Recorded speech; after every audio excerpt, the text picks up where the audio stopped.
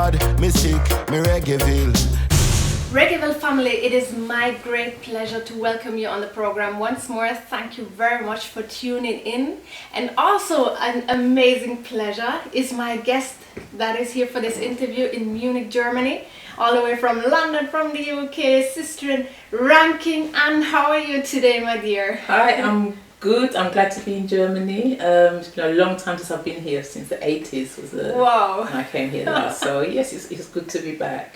Yeah, we're so happy to have you. You're going to be performing at a very special event on this Friday, the Heartbeat Session in Munich, Germany. Mm-hmm. It's an event series that aims to highlight especially females in dancehall.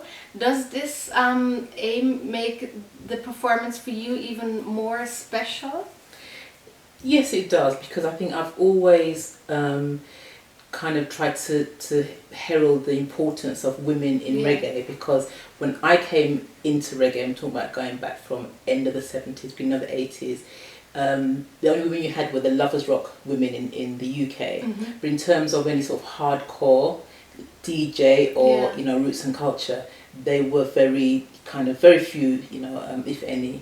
So for me, when I see women, powerful women in reggae, I feel really proud of that. So, and to be part of that is really good for me. Yeah, you touched a topic already, and the beginning of your career in the late 70s. You started out on your brother's sound system, That's Black correct. Rock, in and around London, and you told us already a little bit how it was like.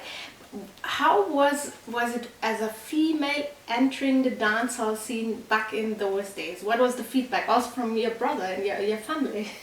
Well, in all honesty, most sound system, they didn't appreciate women. So I would approach us, and say, "Can I have a mic?" Mm-hmm. And they'd look at me and just ignore me as if to say, "What's this woman or what's this girl?" Because I was a young girl at that time. What she want? And it's only now and again they give me the mic, and then obviously when they heard me, they'd be quite surprised. But my brother, he was different, because obviously he knew a little bit about what I was doing. Mm-hmm. So I started off doing my little lyrics in the front room. So when he gave me the mic, and because he knew what I could do, but when the other guys on the sound system heard me, they rushed down and they said, "Who's this person?" And then when they saw me, they goes, "What? And you're ranking." And that's how I got my name. Because it wasn't that gave myself the name. It actually came from the guy on the sound system. So it was a kind of mixed response. But I said that the average sound system person, they weren't kind of having any respect for females that time, So was it hard? Was it kind of a fight to get into this position as a female DJ, or was it a challenge that that was kind of you wanted to tackle? The thing is, at that point, as a young person, all I wanted to do was to, get a chance to chat my lyrics. It wasn't about having an aim or desire to push myself through. And the whole way I got into the music was almost accidental. So I went into the local record shop that sold reggae, and my friend was with me, and she told the guy behind the counter, "Oh, my friend can chat." And he happened to know Ariwa, Neil Fraser and Ariwa, and he said, "Oh, do a little tape, an audition tape, and we'll pass it on, and we'll see what can come of it." And that's what I did, the little cassette tape, a little front room mix, and it was passed on to Ariwa, and I was told, "Yeah, come to the studio and start recording." So it was all purely, to me, accidental the way it happened. It wasn't me pushing to try and get into music. So I had no idea, that I could be that person. Yeah. But the first single you did, or your breakthrough single, Liberated Woman, was tackling the issue. You speak, you don't want to be told what to wear and how to cook the rice, and you don't want to be controlled. So this was specifically about speaking up for women's rights. Absolutely, because that was an era when women had a struggle, because they were seen as second-class citizens, and that was across the cultures, not just in reggae, and women had to struggle hard to assert for themselves what they wanted to do in their own right. And it really kind of galled me when I saw young men and boys trying to control women in what they wore, and especially you have the culture, say the Rasta culture back then, where as a woman you were supposed to just wear skirts and dresses. If you wore trousers, you were Jezebel. I thought, well, this is absolutely wrong, and everyone has a right and freedom to do and be who they want to be. So I was a very quiet teenager and a very quiet, young person. But the one time I found my voice was when I was chatting, I could tell you about yourself. So I took the opportunity to sort of, just express, the anger I felt at the way men controlled women and didn't respect them as individuals and equals. So what was the feedback you got on the song when it was released by women and also by men? The feedback I used to get, because I would do stage shows, and I had to, at the time I didn't perform that one, but I performed a song called Awado Men, and that talked once again about the way men treated women badly. And I remember a newspaper reporter did a review on the show, and he said, and I'm trying to quote it verbatim, he said, "Ranking Anne was like a ranting housewife strutting up and down the stage." And I thought, that just says it all, doesn't it? You have no understanding. I'm expressing what many women are experiencing, the oppression of women. All you can see as, it's like he took it personally, as if I'm putting men down, So it was, I always got that kind of, the wall from men who didn't appreciate what I was saying. They thought I was anti-man. Yeah. Totally anti-man. And to the point where I had one, I won't call the name, one DJ who's quite famous, approached me and he asked me, he said, "Are you a feminist?" But what he meant is, "Are you a lesbian?" Because in his eyes, the only person that could speak up for women is, you had to be a lesbian. You couldn't be just an ordinary woman speaking up for your own rights. And it was that kind of narrow-mindedness I was trying to, fight against and open people's eyes to. Was it hard? Would you say it was a fight you had to fight? Is it maybe something that women in some way or another still have to fight up until today? I think it was a fight, because most people didn't want to give a woman doing this kind of things that I was doing a chance. If you were doing Lovers Rock and you soft and gentle, you got the break. People like me didn't get a break. The only time I got the breakthrough, apart from when I was working with Ariwa, was when I did like women's shows, and we were trying to really support women to sort of to get higher within the business. But it was hard, and I think it still is hard. But because there are more women now, it might appear that it's not, but it still is difficult because we are still not taken as seriously, as a man doing equivalent to what we're doing. Mm-hmm. And you mentioned the word feminist already. You are known as the feminist DJ. Mm-hmm. Was that a title that you appreciated, or that you maybe were even going for, or you felt like this was maybe even a burden to say, all right, now everyone is expecting me to always tackle this particular issue? It wasn't a burden, because I think I naturally tackle the issue, because as a woman experiencing things myself and seeing people I knew and people I cared about going through certain things, it was natural for me to tackle those issues. And I've always, as I said, wanted to support the freedom of women to be who they want to be without anybody trying to put them down.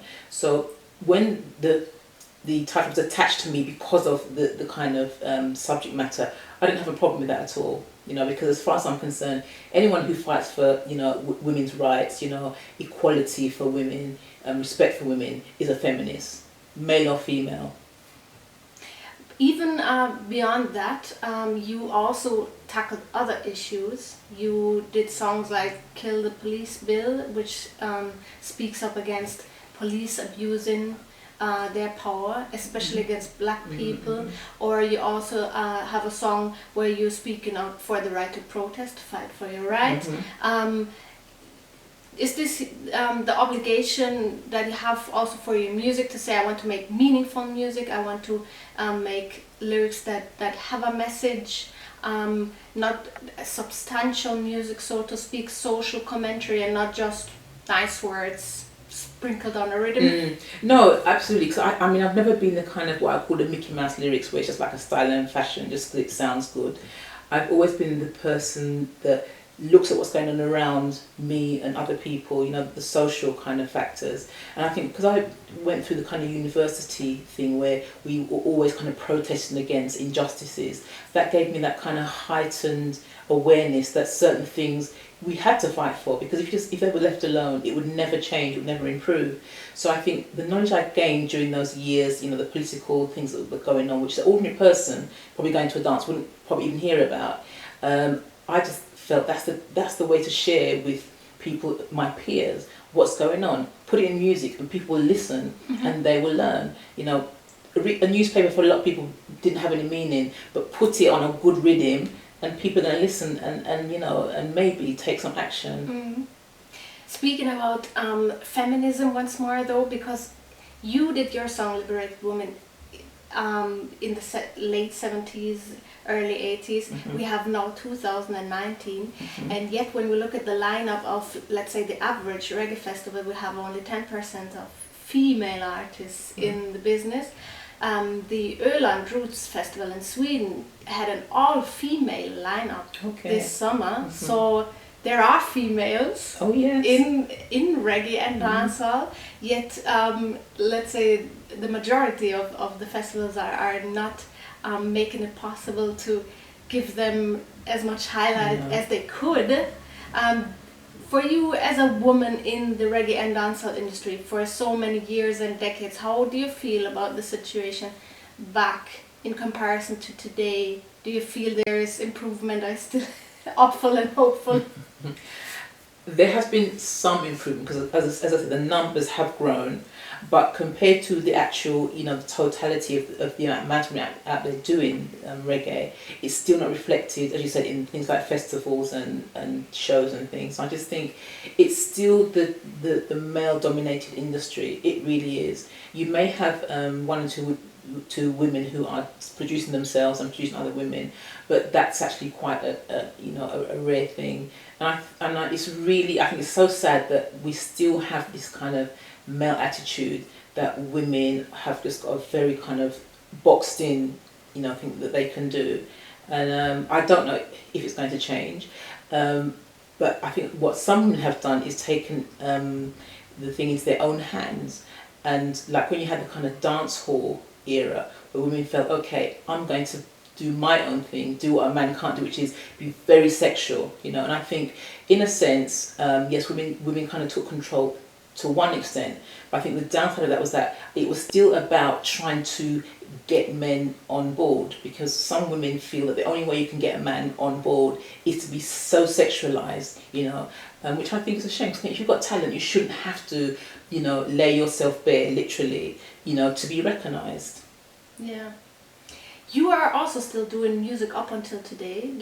You released music that was produced by a producer from New Zealand. That's correct, yes.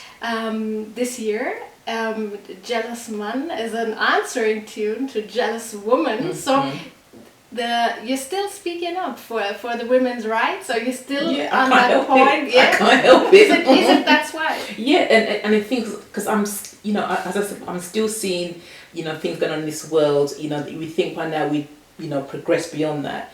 But even just that subject of jealousy, you know, the way men control women, you know, through that kind of jealousy where a woman isn't allowed to do what she wants to do because the man in her life says she cannot, you know. And the other aspect of that particular tune was the danger of jealousy. Because I've seen so many women, and I think most people have read stories where they've been killed or, you know, badly injured because a man feels that she didn't have a right to do what she wanted to do. So, you know, she looked at a next man in the wrong way, so he's gonna you know, damage her. And I just think that we still live in a world where so many men feel that they have the control and the right to do what they want to do, you know, with the woman in their life. Yeah, exactly. You are, as I said, you did the song with the producer from New Zealand, Naram. Naram, yes. Yeah. Can you tell me how you met him and how you got to work with him? Okay, all through Facebook, because a lot of people reach out to me via Facebook. I don't have any sort of other kind of social media links. And it was actually Naram's studio mate, Michael Robbins of Red Robin, who reached out and said he's got this project that he wanted, you know, me to do for the label. And then obviously Naram was the producer on it. So it was all done, you know, via Facebook, and it was sent over to England. The reading was done in the studio and then sent back to New Zealand. And that was the result of it. And did he reach out to you also in particular because he knew he could expect something yeah, as I said, meaningful from you also, you know? I think so, because I think they knew about my works before I knew about them, and I think they liked the vibe, you know, the subject matter, the hardness of it, you know, and I think that's what made them think that, you know, I'd be a good person to do that particular subject matter. So can we expect more from the two of you, this producer team and you in the future? I'd like to say yes, because I do like the way Naran works. You know, I like the way he produces. I like the sound he creates, and I love the fact that he respects the kind of traditional reggae. You know, and he hasn't lost that kind of vibe of the traditional reggae, and so definitely would like to say yes. There'll be more coming from Rankinan and Naram. All right. So we have definitely something we can look forward to. And if you haven't heard the songs as yet, the latest music, please check it out. If you want to catch Ranking on live, you happen to be in Munich, you can do that on this Friday at the Miller Club. And are you excited as yet for Friday? What's going on? Yes, I am excited because the thing is, for me, this is different to the usual, because I do work with like bands a lot of the time. Yeah. So doing the kind of sound system thing, for me, it's a challenge, and I'm looking forward to it. I'm excited, it's fun, and yes, I'm definitely looking forward to doing that on Friday. Nice. Yeah, but it's gonna be the original style, like way back in the days. Original style, and maybe a little new style as well, you know. So yes, nice. Yeah. Definitely, I wish you all the best for the performance on Friday. Thank you. Have a great time in Munich as well, and thank you so much for sharing with us your message and your thoughts and the power that you have and that you bring to us through your music. Thank you very much, Ranking On. And thank you too. Thank you.